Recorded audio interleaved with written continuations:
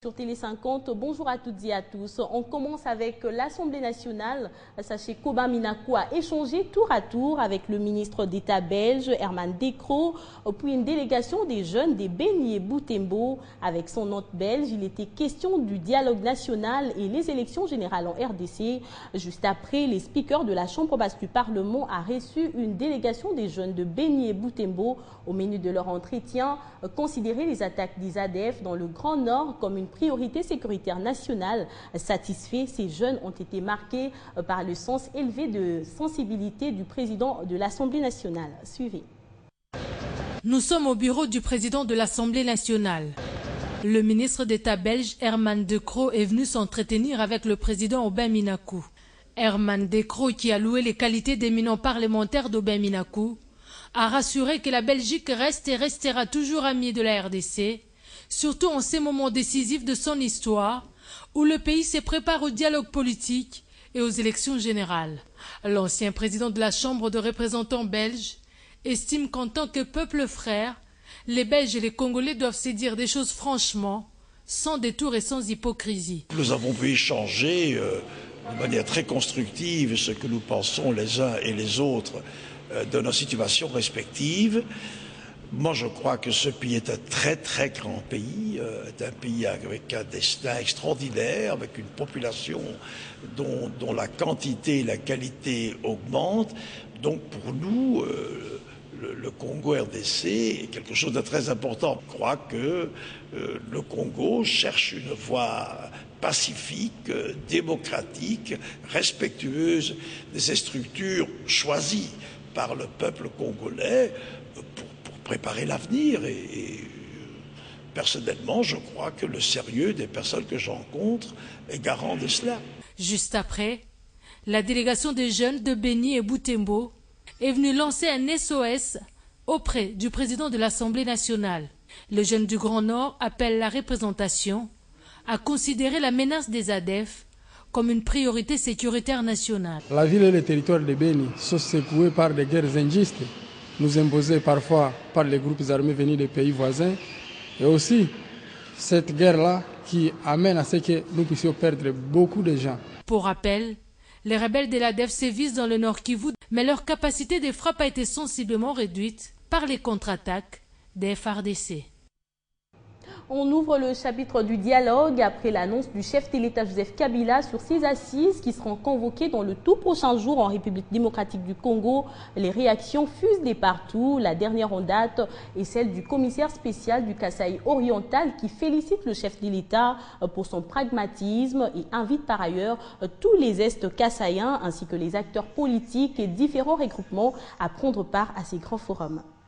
Seul le dialogue peut, une fois de plus, permettre à notre nation de prévenir une crise pouvant surgir du fait de la non-résolution en toute responsabilité des problèmes posés.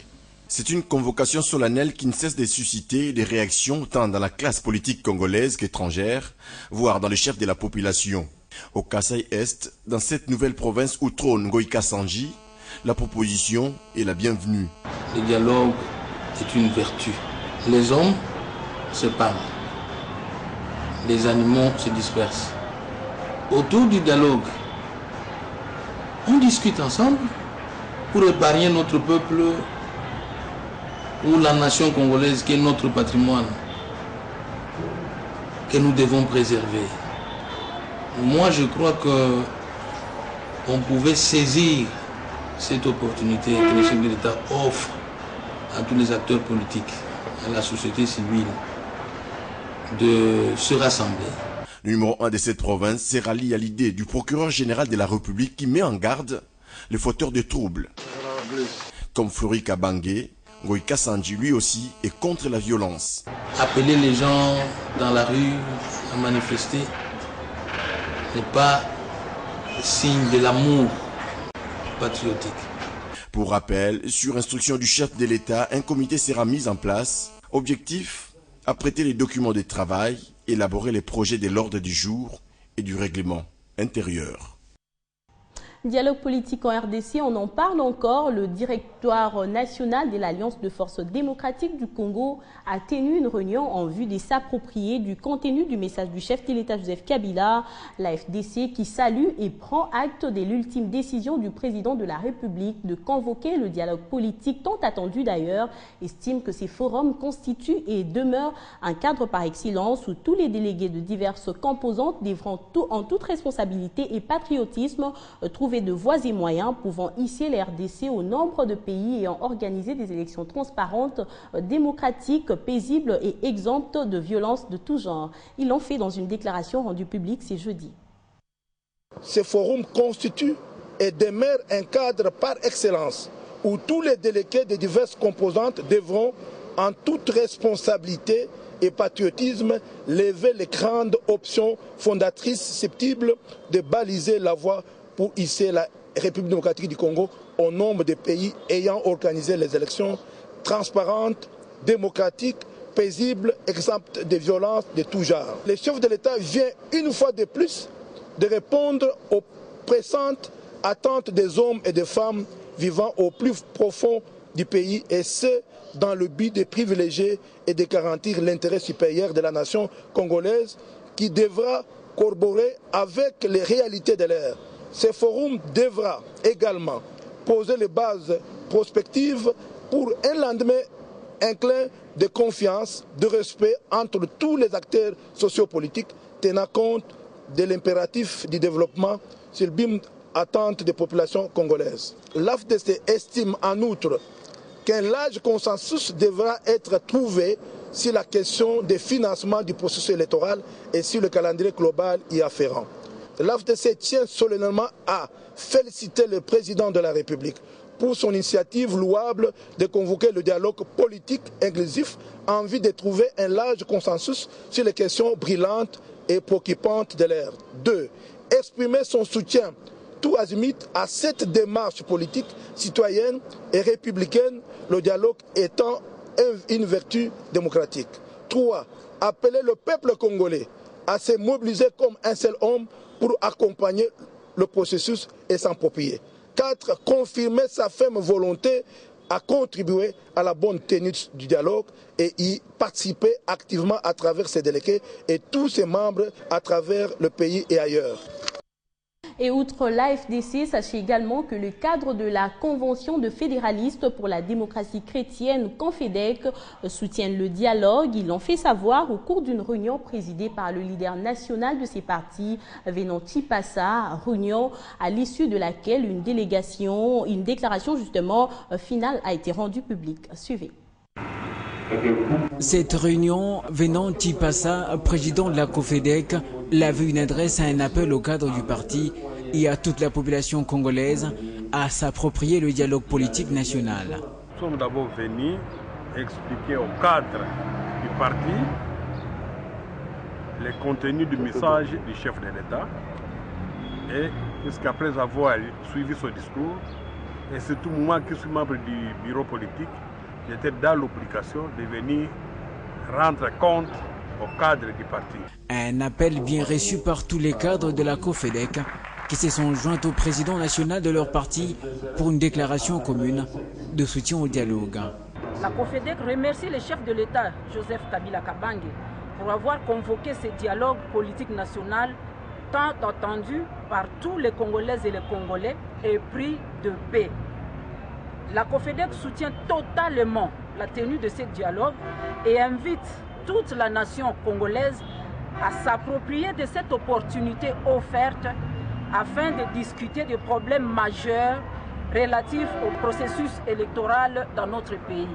La COFEDEC exhorte les Congolaises et Congolais à ne pas se faire de procès d'intention, à se faire mutuellement confiance afin de ne pas étouffer dans l'œuf les résolutions pertinentes du dialogue sur les matières expressément énumérées par le chef de l'État.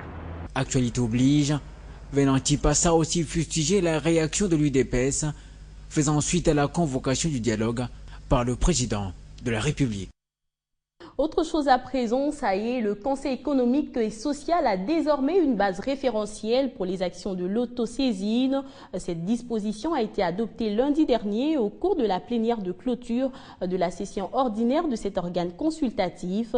Dans son discours, le deuxième vice-président de cet organe, Léonard Moukoukou, a appelé le conseiller de la République à être toujours prêt à servir la nation. Suivez. C'est une session de plusieurs enjeux qui vient de se clôturer au Conseil économique et social. Durant 2 mois, les conseillers de la République ont bénéficié d'un séminaire de renforcement des capacités et échange d'expériences pour enfin répondre aux différentes questions, notamment celle de savoir pourquoi la RDC, qui était avant son indépendance au même rang que le Canada, la Corée du Sud, l'Afrique du Sud et autres pays, se retrouve-t-il aujourd'hui à la traînée des pays pauvres? Et quel est le secret du progrès des pays précités? À la suite de la première session, où il a été posé 2 questions en rapport avec l'état de notre pays. La session d'octobre s'est donnée comme mission de faire un état des lieux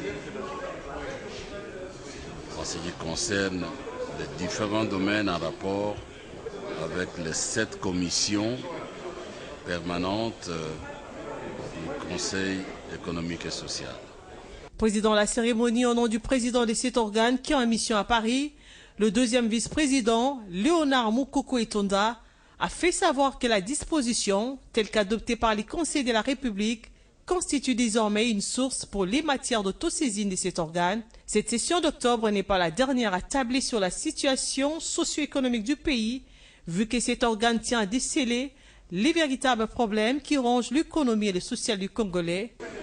Nous considérons tout ce qui a été dit en termes d'état de lieu, en termes de mots qu'on a décelés, en termes de diagnostic en ce qui concerne les causes et les responsabilités, comme étant un travail préliminaire. Les conseils de la République viennent de prendre 3 mois de vacances avant de reprendre leurs activités au mois de février 2016. D'un chapitre à un autre, à la police nationale congolaise, un atelier de chant s'est clôturé ce jeudi. Organisé par le commissariat général de cette instance, le thème retenu était « Compréhension commune des avancées du programme d'appui à la réforme de la police nationale congolaise ». Pendant 3 jours, plusieurs directeurs centraux et chefs de service de la police étaient au rendez-vous pour renforcer leurs capacités en vue justement d'une bonne gestion et contrôle du personnel. Ces assises ont été clôturées par le commissaire général de la police nationale congolaise, le général Charles Bissengimana. Al de la Gombe, ils sont dans cette salle depuis des jours et ils ont assisté à plusieurs séances de travail pour une mise à niveau sur une compréhension commune sur les avancées de la réforme de la police nationale congolaise. Le commissaire général et donc qui s'impose. Aujourd'hui, c'est un grand jour pour ces directeurs centraux, chefs des services et gestionnaires des ressources humaines de la police qui ont appris plusieurs stratégies de gestion et coordination de leur métier dans cet atelier qui se clôture par le commissaire général de la police. Au moment où nous pensons que la réforme de la police a pris son envol, nous devons nous rassurer que l'organe qui est chargé de la formation a les atouts nécessaires, les capacités nécessaires, les compétences nécessaires pour qu'il puisse s'occuper de la formation. Il a été question de pouvoir former ici les différents directeurs de la police et les commandants de services centraux et des écoles. Et ce sont eux qui ont suivi ce séminaire pendant 3 jours. Et au sorti, nous avons un sentiment de satisfaction que la formation qu'ils ont réussi ici sera bénéfique pour l'ensemble des formations qui arrivent pour faire de notre police une police républicaine proche de la population pour sa sécurité, pour la sécurité de ses biens. Ainsi, chacun devra retourner à son poste et faire restitution aux agents sous sa commande. Je l'ai annoncé au sommaire de ce journal, 9 personnes ont trouvé la mort dans des affrontements qui ont opposé les FARDC à un groupe de miliciens Maï Maï Raï à Mutomboki. 2 maisons ont été également incendiées et parmi les morts, on compte 5 civils et 4 miliciens. La société civile de la province appelle le FARDC à empêcher tout mouvement de miliciens dans le territoire de Calais. Amani Joseph est notre correspondant au Sud Kivu. Environ